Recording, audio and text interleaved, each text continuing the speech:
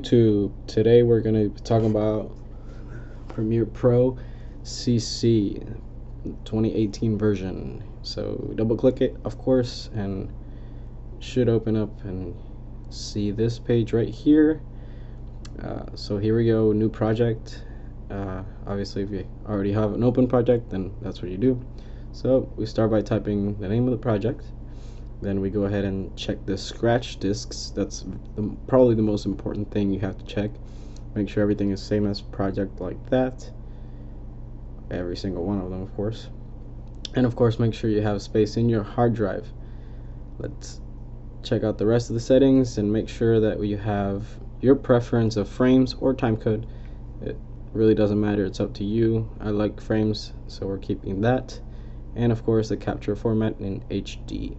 So let's overwrite this real quick, and here we go. So assembly is probably the panel you're gonna see first. It has 4 basic things. You have the main import media side of it and subtabs for the different options, markers as well. Here we go. Let's click on the import media window right here. That opens up our file browser. Now we check it out and get our stock footage that we have already set up, and we bring it in. So within the section that you imported the media, you have an option to make bins. Really, that's a fancy name for folders, and you can organize your media that way. If you right click on here, click new bin, and type in the bin name. Obviously this can be anything from nature to whatever other files you have in your movie. Now you can check out the list view right here. If you click on that, honestly I like that better to organize and rename clips, especially if you have a long list of footage, and especially if you need to rename everything coming from a camera.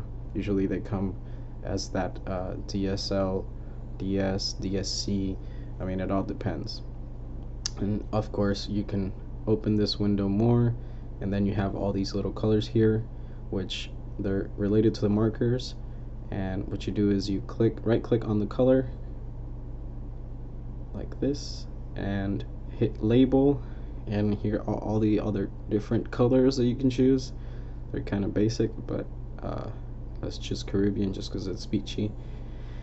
And like that you can organize them as you can see, and then you can have the markers related to that, but since we have no videos with markers, you really won't see anything yet.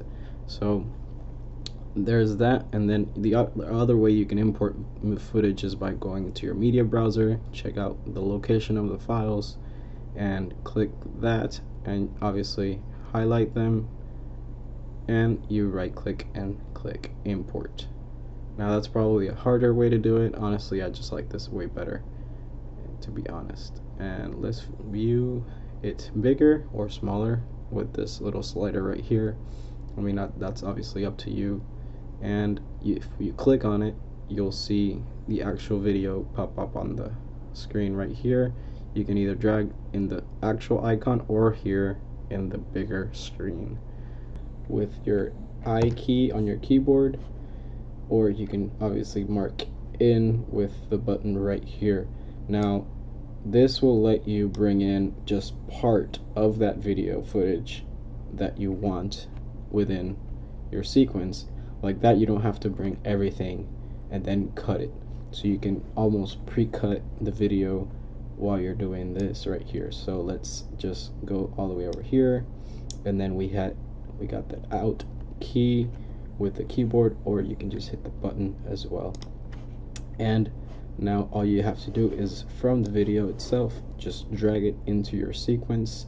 Obviously we don't have one right now, so let's just make one as we drag. So boom, there's your first video within your sequence timeline. Now obviously this is the first video, so there's nothing else in there right now, so no audio or anything to that video. So let's go ahead and add this random video right here. Now I'm adding that one completely just so that you can see the difference. You would skip directly from this section right here, this window. If you do not click it first and then see it, you can just drag the whole file in there, or just do it as we showed you earlier. Now there's many ways you can do this, so you can either hit that like this and then get just that clip, or you can do that and take this right here and slide it back. Now this is good whenever you have a really long video. Sometimes we don't like to cut when you do takes, just so that you have everything recorded from that day. That's obviously depending on the situation, but you know, it's all depending on the situation kind of thing. So this is basically what you do to start your editing. And now let's switch over to the editing tab, which will change our view. Let me fix that right now, and it'll see it like this. So here is what you're gonna see essentially, and then here is where it moved the same window we were looking at earlier in assembly, but it made it smaller, so you have another section right here for a bigger view of that icon. Obviously this is more of an editing, this is the editing window, so you get to see the videos in a bigger way.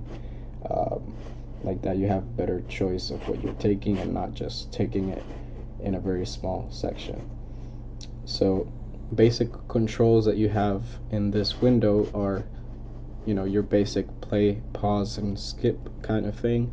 So obviously the play button right here, you have the go to in, which means the end of that section. So in this case, this little clip right here will be the beginning of this actual clip. So like that, you can go back and you don't have to do anything.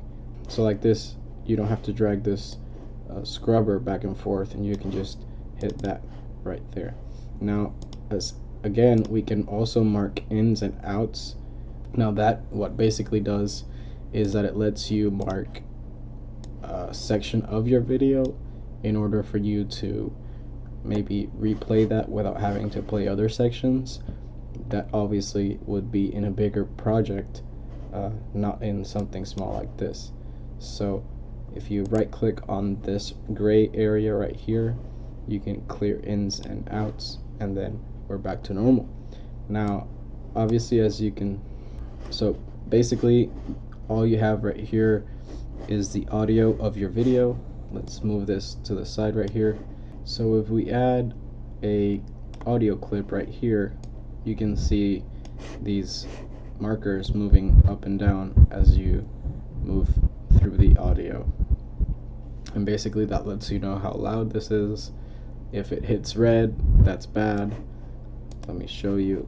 That would be like this. So you can expand this and then move that up in decibels, and see, that is the first thing that you want to avoid.